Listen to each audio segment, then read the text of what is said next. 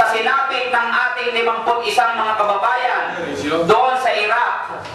Napakabilis na tinanggap ni Dole Secretary Brion ang pahayag ng First Kuwaiti na hindi daw naman 51 ang biktima ng human trafficking, kundi 11 lamang.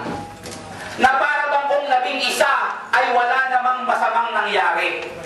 Na para bang kung hindi masyadong marami, hindi dapat mag-alala at dapat ay ipagwalang bahala. Sa halip na manawagan itong si Secretary Brion na mag-conduct ng impartial investigation sa sinapit ng ating mga kababayan, ang kanyang pinanghawakan ay ang pagpawalang bahala ng First Kuwaiti na isang recruitment agency na napakasama ng record, na siya mismo ang nagsabi na ito ay nasa kanilang blacklist.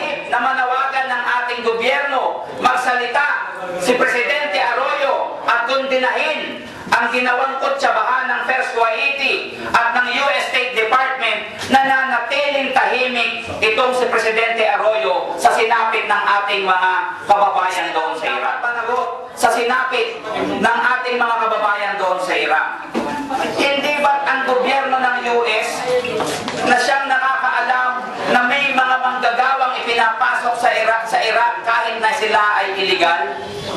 Hindi ba't ang gobyerno ni Arroyo na sa kabila ng pag-i-impose kunwari ng ban ay patuloy at alam ng POEA na nagpapatuloy ang illegal na deployment ng mga Pilipino doon sa Iraq?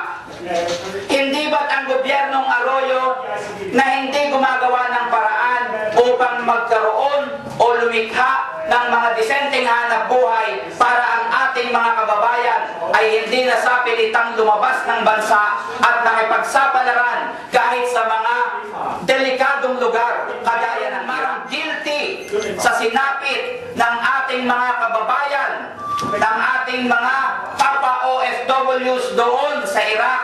Walang iba kundi ang gobyerno ng US sa pamumuno ni Bush at ang gobyerno ng Pilipinas sa ilalim ng pamumuno ni Arroyo. Sila ang numero 1 human traffickers. Sila ang nagpapalabas ng bansa ng ating mga kababayan.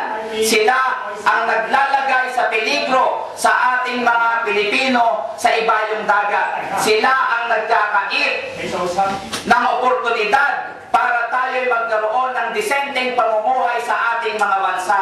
Sila ang nagtutulak sa atin para makipagsapalaran kahit sa mga bansang kasing delikado ng bansang Iraq.